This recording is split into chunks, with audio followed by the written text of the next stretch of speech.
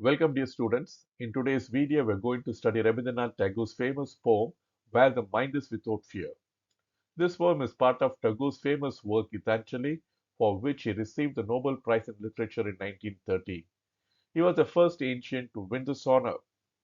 Tagore was not only a poet but also a great thinker, educator, musician, and philosopher. His ideas were deeply rooted in human values, freedom, and universal brotherhood. In this lesson, I will first read each line of the poem and then explain the meaning in simple words. This will help you clearly understand the poet's message and what values he wants us to follow. The first line, where the mind is without fear and the head is held high.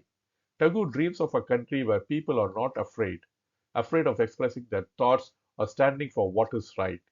He wants every citizen to live with confidence, dignity, and self respect. The next line, where knowledge is free. Here he imagines a nation where education is available to all. No one should be denied learning because of class, gender, or social rules. Knowledge should be open and available to everyone. The third line, where the world has not been broken up into fragments by narrow domestic walls. Tagore is against divisions in society. These narrow domestic walls refer to barriers created by religion, caste, language, region, and community.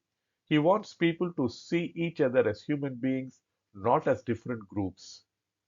The fourth line, where words come out from the depth of truth. He wishes for a society where people speak honestly. Every word spoken should come from the truthfulness and sincerity, not lies, manipulation, or fear. The fifth line, where tireless striving stretches his arms towards perfection.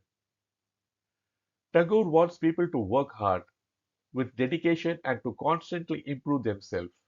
He dreams of a nation where citizens keep aiming for excellence in everything they do. The next line, where the clear stream of reason has not lost its way into dreary desert sand of dead habit.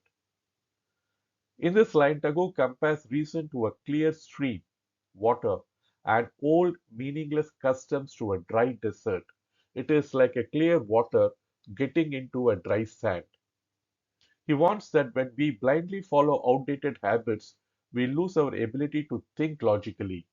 He wants people to use reason and make wise decisions. The next line, where the mind is led forward by thee into ever widening thought and action. Here Tagore turns to God. He asks the divine power to guide our minds towards broader thinking and positive actions so that we keep growing as individuals and as a nation. And the last line, into that heaven of freedom, my Father, let my country awake. The poem ends with a prayer. Tagore asks God to awaken India into a heaven of freedom, a nation free from fear, falsehood, division, and ignorance, and full of truth, unity, and enlightenment.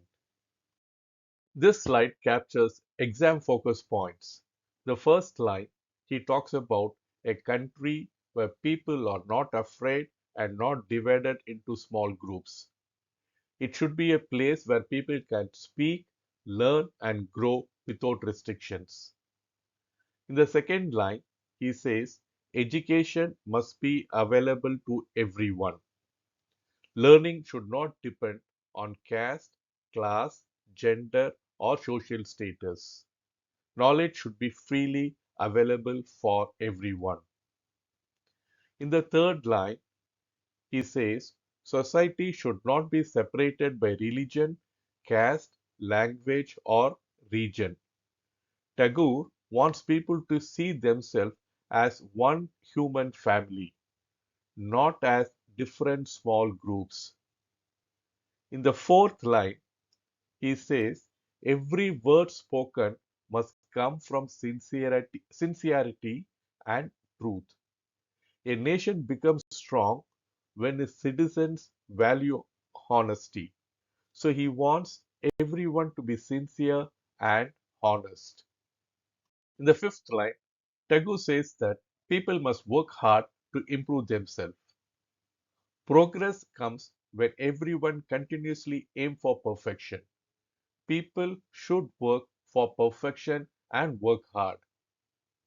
The sixth line, he says, reason and logical thinking are very important for growth.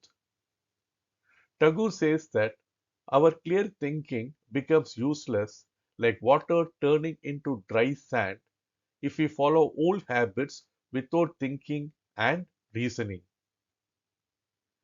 In the seventh line, the poem ends with a prayer to God. Tagore believes divine guidance can lead the nation to freedom and enlightenment. And in the last line, the, the poet says, heaven here does not mean a place in the sky, but a society that is perfect and peaceful, a nation free from fear, division, lies, and injustice, a place which is filled with unity, knowledge, truth, and thinking that is guided by truth and understanding. With this, students, we come to the end of our explanation of Tagore's inspiring poem, Where the Mind is Without Fear. Thank you for watching this lesson. Hope this explanation helps you in your studies and in your exams. Keep learning, keep questioning, and keep growing.